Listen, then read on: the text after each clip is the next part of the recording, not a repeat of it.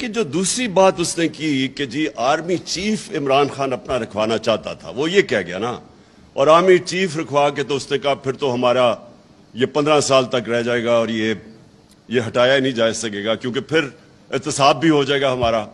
اس کے اندر بھی بڑی ہمیں غور کرنا چاہیے کہ کیا اس کا مطلب یہ ہے کہ کوئی اور آرمی چیف آئے گا تو ان کا احتساب رک جائے گا؟ اس کا یہ بھی مطلب ہے کہ کیا اپنا آرمی چیف چاہیے تاکہ وہ ان کی مدد کرے؟ یعنی وہ جو بات کہہ گیا ہے اس کے اندر ذرا ہمیں غور کرنا چاہیے۔ پہلی چیز تو اس نے کہا کہ عمران خان اپنا آرمی چیف رکھوائے گا۔ میں آج آپ سب کے سامنے ایک چیز واضح کرنا چاہتا ہوں، میں نے کسی صورت کسی وقت اللہ کے سامنے میں حاضر ہو کے یہ بات کرتا ہوں، میں نے کبھی نہیں سوچا تھا کہ نومبر میں کس کو آرمی چیف بنانا ہے۔ وہ سمپلی یہ ہے کہ یہ ایشو تھا ہی نہیں۔ میرے ذہن میں تو یہ تھا کہ جب ٹائم آئے گا میرٹ کے اوپر جو سب سے بہتر ہوگا اس کو میں بنا دوں گا۔ ساری زندگی جو مجھے جانتا ہے کرکٹ میں، جب سے 10 سال کرکٹ کیپٹن رہا ہوں، میں نے کبھی اپنی زندگی میں میرٹ کو وائلیٹ نہیں کیا۔ میں نے 10 سال کرکٹ کیپٹن ہے، مجھے کوئی آج کہہ دے کہ اس نے کوئی اپنا رشتہ دار کوئی دوستی میں کچھ کھلایا ہو، میں شوکت خانم کے اندر میں آج چیلنج کرتا ہوں کہ ایک آدمی بتائے کہ شوکت خانم میں میرٹ کے علاوہ کسی کو ہائر کیا، میں نے کسی کی سفارش کی ہو۔ شوکت ترین میرے ساتھ بورڈ آف گورننس میں پتہ نہیں کتنے 10 سال تھے، ایک آدمی بتائیں کہ ہم نے میرٹ وائلیٹ کی ہو۔ اس لیے اللہ کا شکر ہے کامیاب ہاسپٹل ہے، اس لیے وہ چل رہا ہے، اس لیے دنیا کی پاکستان کی سب سے لیڈنگ انسٹیٹیوشن ہے، انٹرنیشنلی ریکگنائزڈ ہے، کیونکہ وہ میریٹوکریسی ہے اس میں۔ نوبل یونیورسٹی میں ایک آدمی بتایا میں نے کسی کو ہائر کیا کہ غلط، آؤٹ آف میرٹ۔ میں نے اپنی جب گورنمنٹ میں ہوں کوئی مجھے بتایا کہ میں نے اپنے رشتہ دار دوستوں کو ہائر کیا ہو، ان کو پوزیشنز دی ہو۔ یہ میں اس لیے میرٹ کی بات کرتا ہوں، مجھے خوف خدا ہے۔ جب آپ میرٹ وائلیٹ کرتے ہیں آپ کسی کا حق مارتے ہیں، اللہ کی برکت چلی جاتی ہے، یہ میرا ایمان ہے۔ اور اس لیے میں نے کبھی نہیں سوچا تھا کہ میں کوئی اپنا آرمی چیف لے کے آؤں گا۔ یہ کیوں نواز شریف کو پرابلم تھا آرمی چیف کا؟ کیونکہ نواز شریف کے چوری کا پیسہ اس کا اتنا زیادہ تھا کہ وہ چاہتا تھا فوج کو کنٹرول کرنا۔ اس نے باقی سارے ادارے تو کنٹرول کر چکا تھا، سارے ادارے جو اب آپ تماشا دیکھ رہے ہیں، اداروں کا تو قتل عام ہو رہا ہے آج۔ ایف آئی اے تباہ، نیب تباہ، جو بھی ادارے ہیں آج آپ دیکھ لیں کہ یہ صرف کنٹرول کر سب کے اوپر اپنے لوگ بٹھا دیے۔ تو میں نے تو یہ کبھی نہیں سوچا تھا کہ مجھے ضرورت ہے اپنی آرمی چیف کی۔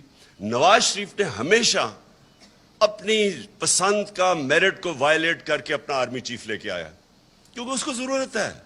اتنا زیادہ 30 سال سے اتنی محنت سے اتنا زیادہ پیسہ چوری کیا ہوا ہے، اب وہ پیسہ پڑا ہے، ساری اس کی کانسنٹریشن ہے وہ پیسہ بچنا کیسے ہے۔ یہ آپ ان ساروں کو، کیونکہ میں تو 26 سال پہلے ان کے خلاف جہاد شروع کی تھی۔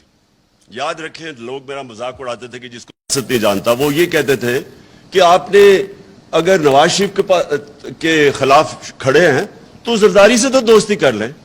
میں 26 سال پہلے کہتا تھا یہ دونوں چور ہیں، ہمیشہ میں نے کہا کبھی اس چیز کے اوپر کمپرومائز نہیں کیا۔ میرا ہمیشہ تھا کہ ان دونوں کے انٹرسٹ ایک ہے، جیسے ہی ان کا پیسہ تھریٹن ہوگا یہ اکٹھے ہو جائیں گے۔ یہ جب ایک دوسرے کو کہتے ہیں نا کہ تم چور ہو، جو کہتے تھے، 2 دفعہ ان کی گورنمنٹ کرپشن پہ گئی 90 کی دہائی میں، تو ہمیشہ یہ ایک دوسرے کے اوپر سچ بولتے تھے کہ فلانا چور ہے، لیکن یہ صرف الیکشن میں جیتنے کے لیے کہتے تھے۔ ان کا چوری کا کوئی ایشو نہیں تھا کیونکہ دونوں چوری کر رہے تھے۔ تو میں نے جب پارٹی اپنی اناؤنس کی، میں نے پہلے دن سے کہا یہ دونوں چور ہیں، اور مجھے کبھی کوئی شک نہیں تھا کہ جب بھی یہ میں پاور میں آؤں گا یہ دونوں اکٹھے ہو جائیں گے۔ تو ان کا تو انٹرسٹ چوری کرنا اور چوری کو بچانا، این آر او لینا، ان کا تو انٹرسٹ یہ ہے، اور ان کا سارا یہ ثابت ہوا۔ اس لیے ان کو ہر ادارہ جو ان کی چوری کو تھریٹن کرتا ہے اس کو کنٹرول کرنا ہے، لہٰذا ڈر ان کو فوج سے ہوتا ہے۔ فوج سے کیوں ڈر ہوتا ہے؟ کیونکہ آئی ایس آئی اور ملٹری انٹیلیجنس ان کے پاس رپورٹس ہوتی ہیں ان کی چوری کی، تو یہ ان کو کنٹرول کرنا چاہتے ہیں کہ وہ اگر आउट ऑफ कंट्रोल हो जाए तो इनकी चोरी सामने आ जाएगी। दो दफा इनकी गवर्नमेंट्स कहीं 90s में चोरी के ऊपर। सो जो खुर्रम दस्तगीर ने बात की कि जी अपना ये आर्मी चीफ लेके आएगा, इमरान खान को कोई जरूरत नहीं अपने आर्मी चीफ रखने की।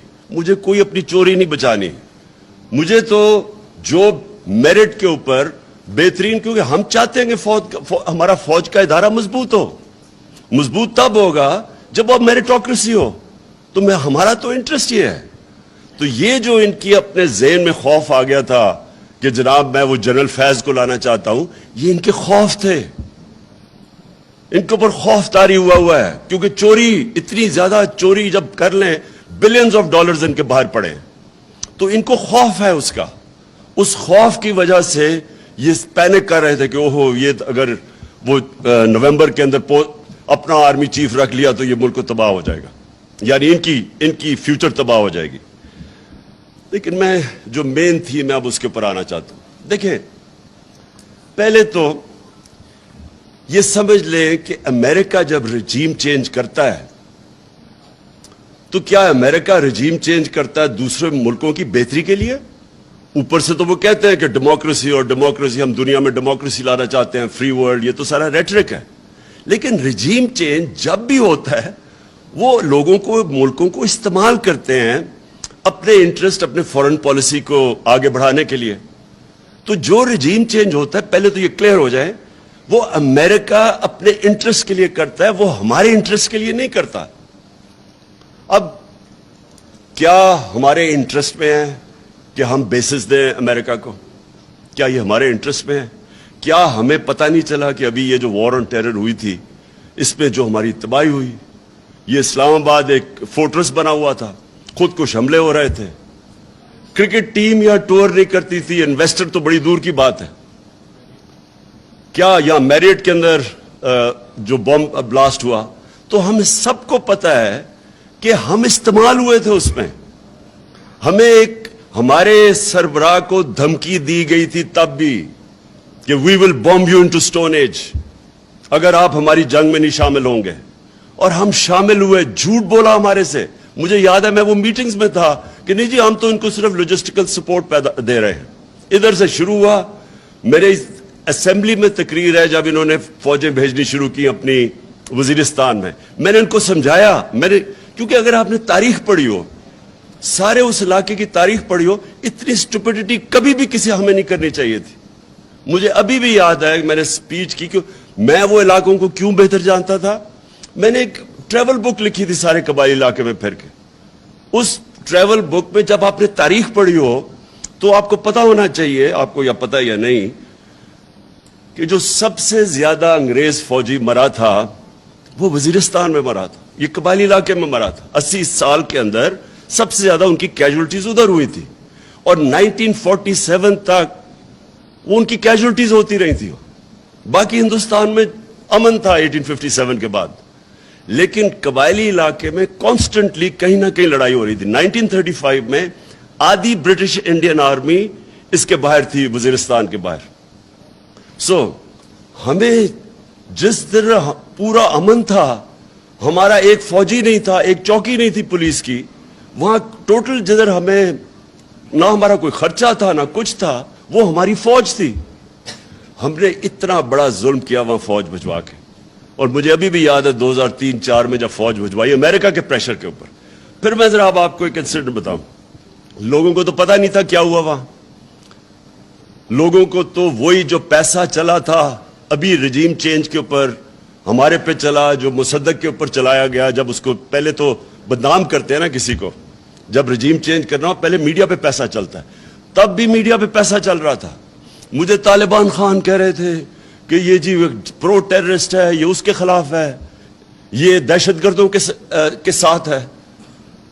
मुझे तब याद है कि इतनी बड़ी कैंपेन चली कि जी जो भी कहे कि ये जी इस जंग में ना शिरकत करो, ये हमारी जंग नहीं है, जो भी कहे उसके पीछे पूरा मीडिया टैग आ जाए। और लोगों को पता ही नहीं था कबायली इलाके का, मैं तो जानता था। तो मुझे याद है मैं मिला जनरल औरकजई को। यह बड़ा इंपॉर्टेंट है आपके लिए समझना कि इस मुल्क से हुआ क्या था।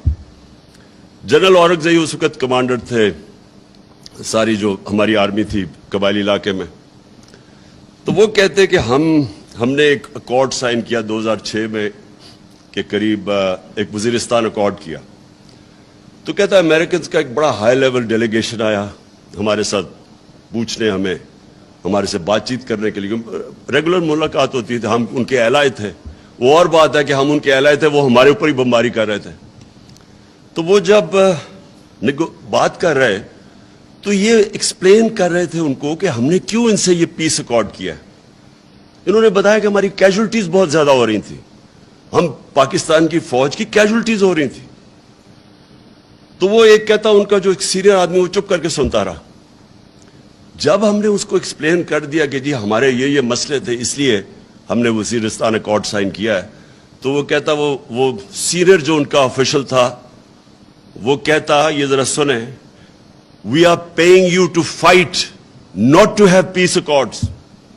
हुक्म दिया और उन्होंने अकॉर्ड तोड़वाया, ड्रोन अटैक करके तोड़वाया अकॉर्ड।